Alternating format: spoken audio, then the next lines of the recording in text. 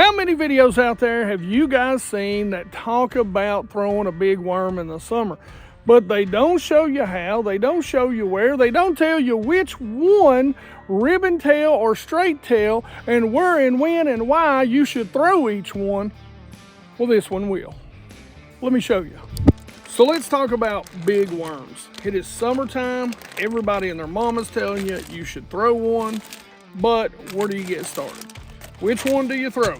Do you throw a big one with a ribbon tail, or do you throw a big straight tail? These are two of my favorites. This is the Zoom Mag Old Monster. Now, most time I will tell you, and I just picked up the wrong pack, I'll throw the Old Monster.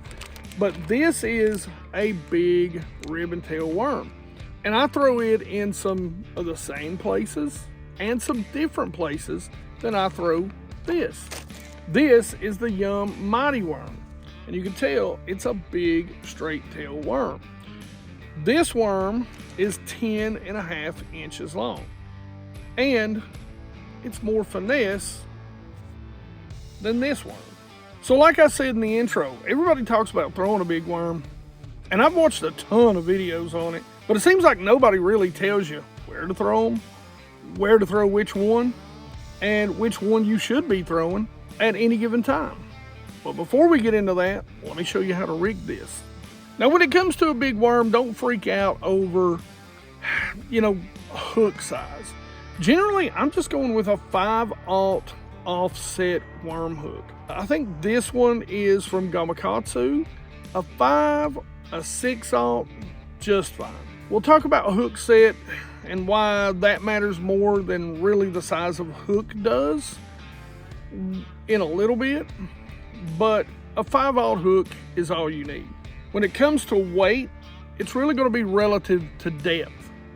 So if you're throwing a big worm, 90% of the time, you're throwing it into some brush piles, some laydowns, around some standing timber, or you're throwing it offshore, maybe on a point on the deeper side, maybe on a ledge, on a creek channel ledge or a river channel ledge or a rock pile. And that's going to dictate how big of a weight you're going to throw.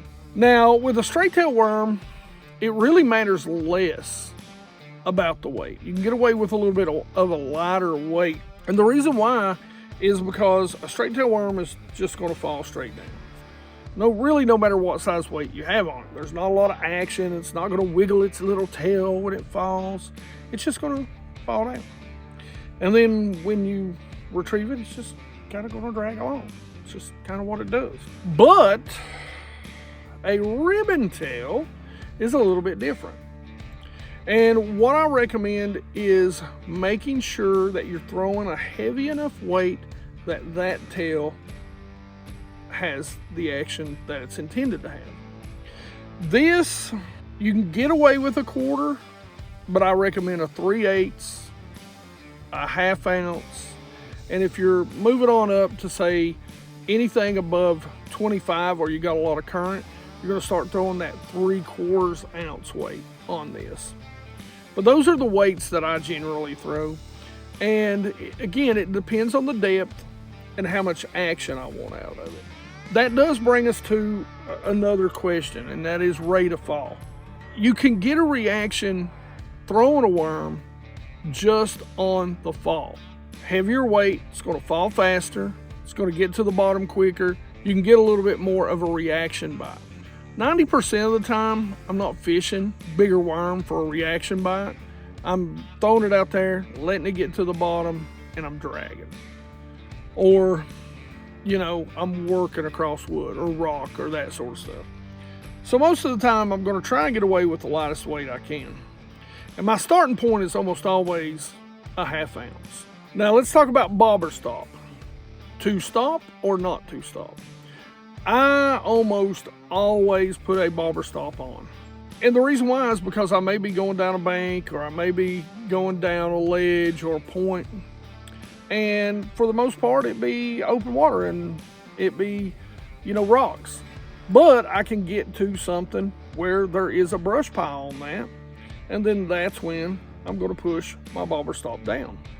Now, I do have something really interesting to show you. On Amazon, they have this great kit that has tons of bobber stops in them. And these are some of the great ones because sometimes a bobber stop that's a little bit too big, one size does not fit all line. And what's great about this is this kit is super cheap, and it also has 2 kinds of bobber stops, 3 sizes in each. So go check that out. By the way, that'll save you some money. All right, so let's talk about tying on. The very first thing we're going to do is we're going to put our bobber stop on. We're going to slide it up the line and get it out of the way. Then we're going to put our weight on. Now, you can use a worm weight, you can use a flipping weight. I don't think there's a really big difference in those weights as far as how much they get hung, but either one tends to work for me. I'm using an Angler Tungsten. This is actually a flipping weight. Put it through the small side, slide it up the line, get it out of your way, get your hook out. Again, we're going to tie that pit seam knot. We're going to twirl it around a couple times. We're going to go through the top.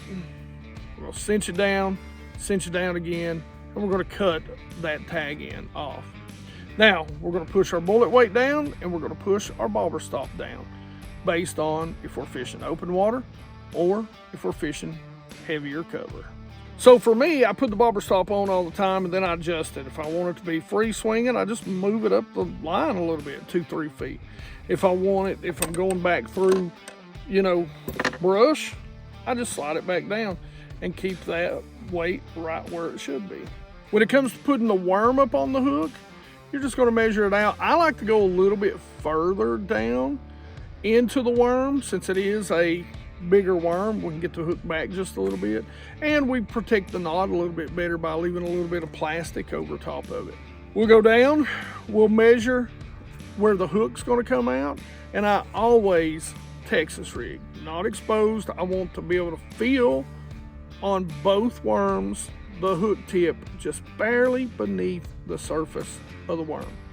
That way it's weedless and we can bring it through pretty much anything we need to bring it through. Rod, reel, line setup for the big worms I love to throw. This is the Douglas Era. And what I love about this is a $100 rod, and I've got a 10% off discount that you geeks can go use. This is the worm and jig rod.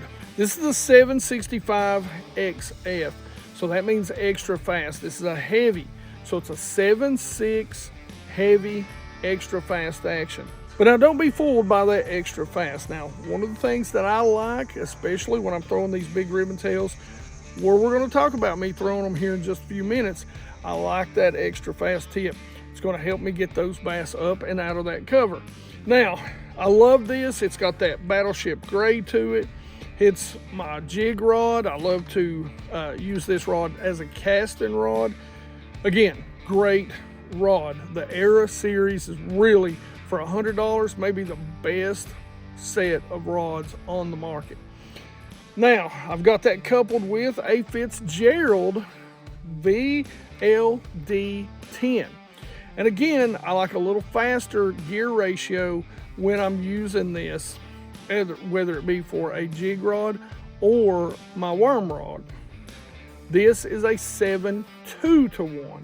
So one of the reasons why I'm not really going to go as high as the 8.1 on that is because this gives me a little more torque. So when I set the hook, I can grind him out like a winch. And generally, I'm going to use Pro 100 17-pound fluorocarbon from K9. That's going to be where I go to low. If I'm in a little heavier cover, we could up that to 20 pound. But most of the time, that 17-pound from K9 gets the job done. By the way, 10% off discount for that too. So let's talk about the places I'm going to throw this worm, the ribbon tail worm, first. Generally, this is where I'm going to start when it comes to some sort of cover. And what do I mean by that? Well, what I mean by that is places like this right here behind me. I'm going to throw this, even though the water is super clear, into these laydowns because I want to see how active the bass are. So a ribbon tail is going to be one of two things: clear water active bass that's where I'm gonna throw. This is gonna let me know, are they in the mood to chase this down? Because it's gonna have some great action, even in clear water. Dirtier water, of course, I'm gonna go with something other than a green pumpkin or a watermelon red. I'm gonna go with this predominantly because there is a little bit of action, a little bit of water displacement as it falls. It's also where I'm going to throw next to standing timber, stick ups, especially something like this. That little stick up back there, if I can have it follow it down, just that little bit of action to it is going to be key. Now I do want to kind of pre-rec this with saying we're talking strictly about Texas rig big worms. We're not talking about Carolina rigs, which again, I like this on a Carolina rig also. So again, let's talk about the Windware's howls of a ribbon tail. Dirtier water. I'm probably not going to throw a ribbon tail or even a worm in water that's less than 1.5 feet. Once we get down to less than 1 foot or less than, I'm gonna fish them shallower. I'm probably gonna go with a smaller worm, or I'm gonna go with something that's gonna make a little more noise. Clear water. I'm gonna throw this anytime there's a lot of heavy contour changes. Rocks, things that it's gonna fall off of. Logs, things that I'm gonna drop it down between. Brush piles. I know a lot of people always say don't throw these in brush piles, but you are making a huge mistake if you don't throw a ribbon tail in a brush pile. Straight tail worms are great, but start with a ribbon tail. That is going to tell you how active the bass are. Higher activity in the bass, the longer I'm going to stick with this. Now, let's talk about when we're going to throw a straight tail. Now we move to the straight tail. Now this, I'm going to fish it in a lot of the same places, but it's going to be when the bass aren't as active. So in other words, I'm going to throw this into the brush piles where I see those bass, where I think those bass are, but maybe that ribbon tail is a little much for them. So I can set this in there. It's going to sit there. It's going to float. I can soak it for a minute, and it's going to be nice and subtle. I'm going to throw this on rock piles that don't have quick drop-offs, that I can just drag it down, keeping it in contact with the bottom. Long points that I can just drag it around, keeping it in contact with the bottom. Now, I will say, a lot of times I'm going to drag this worm around in more open structure areas. This worm I will throw into a little lighter grass. I'm not throwing it into grass mats like this. Punching it possibly, but more than likely, I'm going to throw it around some grass edges. Now, this is when I move my bobber stop up so that I can get a change in drop speed as the weight moves up, hits the bottom, and the worm flutters down. Every once in a while, even though I say I'm going to drag this in more of an open water area, once in a while, I'm going to give it a lift and let it fall, because a lot of times that drop or that change in drop speed will get you a bite in those tough situations. Now, when it comes to hook sets, if you're in brush, you're going to come straight up. You're going to get them up out of that brush. You're going to get them out of that rock. You're going to get them out of that weed. If I'm on more of a sandy bottom or something where, maybe I'm a shell bottom and I'm throwing something like this, one of the keys to the hook set is give it a second. Give it a second, because a lot of times they'll come up and you want them to be able to suck it in. You'll feel it go don't lift and feel, just barely move. If you feel the weight, set the hook. Don't set the hook on a thunk with a big worm, okay? If I'm working down a long tapering point, I'm going to Carolina rig set. I'm going to swing to the side of 45. I'm going to get it up there. Other than that, you're fishing with big hooks. Get them to the boat. Do whatever you want to do. I'm going to boat hop everything 90% of the time. And I'm going to get them in so that I take a pretty picture with them. All right, if you want to learn a little more about summer Nico rigging, I've got a video that you're really going to want to see. This is my top 5 best producing worms for the Nico rig. Pretty much year round, we'll say summer since it is summer right now. But these are the 5 worms that catch bass for me, hands down, all the time. It's the ones I'm reaching for. It's the ones that work for me over and over and over. Go check that video out right here. Otherwise, questions, comments in the comments section below. You geeks know I love to talk about fishing. Like it if you like it. Don't forget to subscribe. Make sure you ring that bell. Be part of the 100% Watch Squad. And you geeks rock.